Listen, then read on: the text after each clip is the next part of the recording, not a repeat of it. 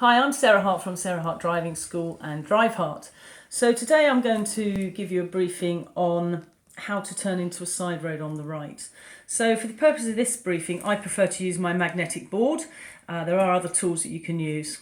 So what we're going to do is we're going to be travelling in our snazzy little car with the stripes on it and the crosses on the top. And the first thing I'll be asking my pupil is, do they understand the basics about turning into a side road on the right? And they might well have an idea, because by this time you've more than likely got them turning into a side road on the left. So a good question to start with is, what is the fundamental difference between turning right and turning left?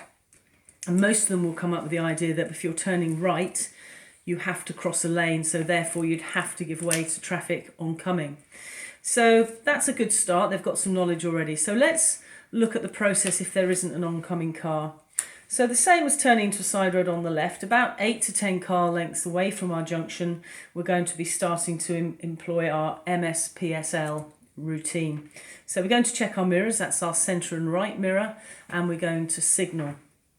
And we're going to talk about our position, which differs slightly now, because what we want to do is push over towards the centre lines, providing it's safe to do so. And there are occasions when it would be prudent to stay away from the centre lines. Perhaps the road is particularly narrow and there's a big oncoming vehicle. But keeping it simple, for now we're going to look at our position coming alongside those centre lines.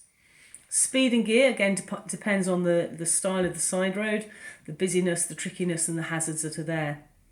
But assuming it's quite clear and open, we've got our speed down, we're into second gear, we're approaching our side road, there's no oncoming traffic, we're going to look in our right door mirror, we're looking into the side road into which we're turning, and that is critical, and we're going to make our turn. So it's quick hands on the steering wheel, getting that nose round and entering nice and straight. So we have a nice right angle steer to enter the side road. Of course, we're assessing all the time for hazards, but assuming it's clear, we're going to increase our speed, checking our centre and right door mirrors. So that's a nice, easy, sweeping right turn because the road is nice and open. But let's have a look if there's an oncoming car. Mirror signal, position, speed. So if there's an oncoming car, we are going to have to wait at our point of turn. So obviously you'd be instructing them clutch down, slowly coming to a stop at our point of turn. And the point of turn is when the nose of our car is level with the centre lines of the side road. If the side road doesn't have lines, you can guesstimate or estimate where the centre lines would be if there were some.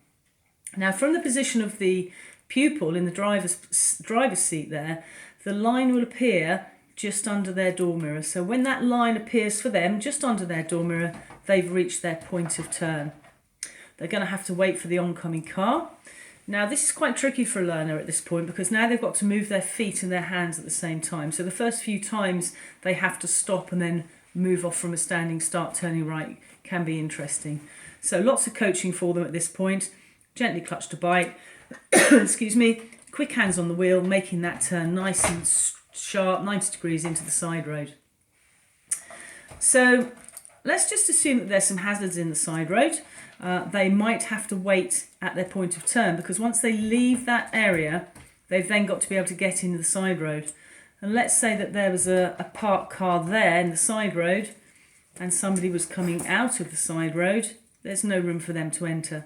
So in this situation, the other car might have to emerge prior to them getting into the side road. So it's all very important that they employ look, assess, decide, action process. The other thing to remind them is that while they're waiting at their point of turn, the reason that they've moved to the centre line is to reiterate their signalling, because it's quite often that perhaps the signal, the light bulb was broken, and if they were coming out to the left but getting ready to turn right, they're slowing down, this guy might overtake them. So their position reinforces and reiterates their signal.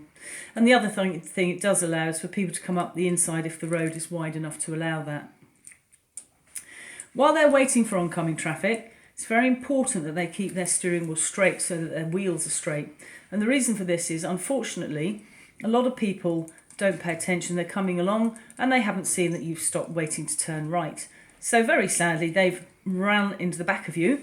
And if you'd have put some steer on, pushing your wheels around to the right, your car is obviously going to do that. And you are a sitting duck for the oncoming car that you're waiting for.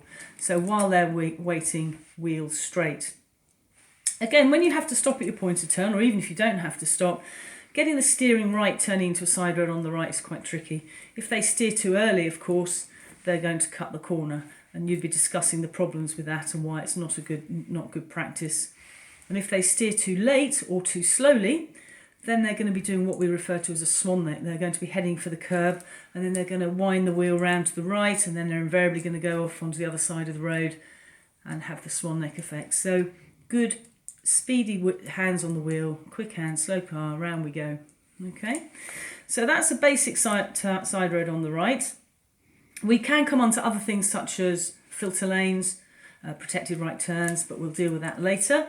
So for now, that's the end of the briefing. And of course, as normal, you would send them their student